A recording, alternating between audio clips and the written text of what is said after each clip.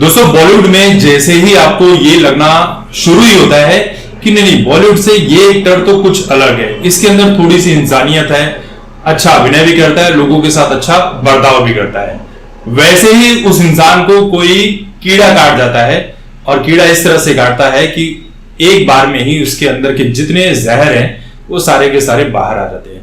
मैं बात सुनील शेट्टी की कर रहा हूं, जिसे अब तक लोग फॉलो कर रहे थे, भाई मान सम्मान करते हैं, सब कुछ करते हैं, लेकिन इन भाई साहब को भी वही बॉलीवुड वाला कीड़ा काट गया है।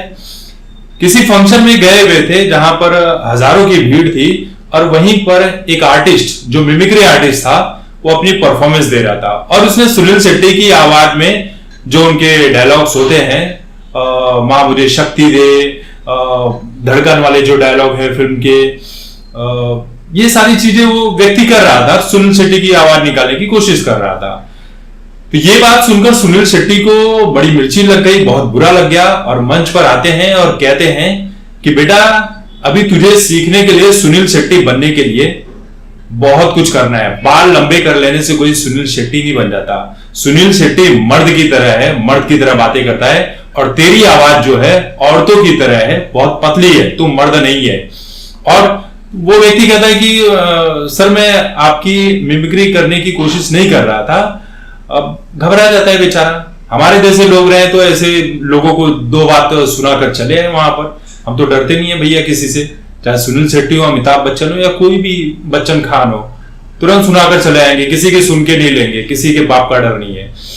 ये व्यक्ति डर गया और डर गया तो इसने कह दिया कि भाई मैं मिमिक्री नहीं कर रहा था। तो सुनील शेट्टी कहते हैं कि आज के बाद करने की कोशिश भी मत करना, अपनी औकात में रहना। ये है सुनील शेट्टी, जिनको एक हम्बल होना चाहिए, एक अच्छे इंसान की तरह बर्ताव करना चाहिए, लेकिन इनके भीतर घमंड इतना फूट फूट कर भरा पड़ा था कि इस व्यक्ति को उल्टा सीधा सभी के सामने सुनाने लगे। अब इसको लेकर सुनील शेट्टी के चाहने वाले कह रहे हैं कि नहीं सुनील शेट्टी ने अच्छा किया। क्या अच्छा किया भाई, क्या अच्छा किया? मिमिक्री करना एक मिमिक्री आर्टिस्ट का काम है। अमिताभ बच्चन जैसे लोग कॉपीराइट ले लेते हैं अपनी आवाज के ऊपर, अपने स्टाइल के ऊपर, अपने एक्शन के ऊपर, उन्हीं के ऊपर जिन चीजों को लेकर जनता ने उन्हें वहां तक पहुंचाया है। लेकिन अब यही बातें इन्हें बुरी लगने लगती है और इसका कॉपीराइट ले लेते हैं, ताकि अगली बार जब आप इनके नाम का, इनके किसी भी आवाज का उपयोग करना चाहो तो इनसे परमिशन लो, ये उसके लिए पैसे चार्ज करेंगे, उसके बाद ही आपको ये सारी चीजें करने की परमिशन दी जाएगी।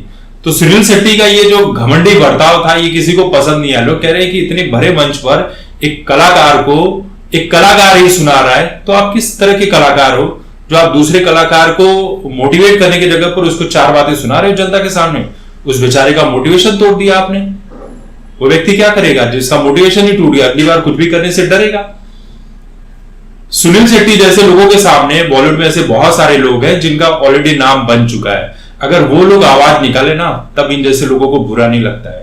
तब कपिल शर्मा जैसे शो में आते हैं और तालियां पीटते हैं, कहते हैं तूने बहुत अच्छा किया, भले उसने कितना भी घटिया क्यों ना किया हो। ये फर्क होता है जगह का। तो सुनील शेट्टी जैसे लोगों के भीतर ये घमंड, ऐसे लोग को भाई सर आंखों पर बैठा कर रखोगे तो यही नफरत देखने को मिलेगी।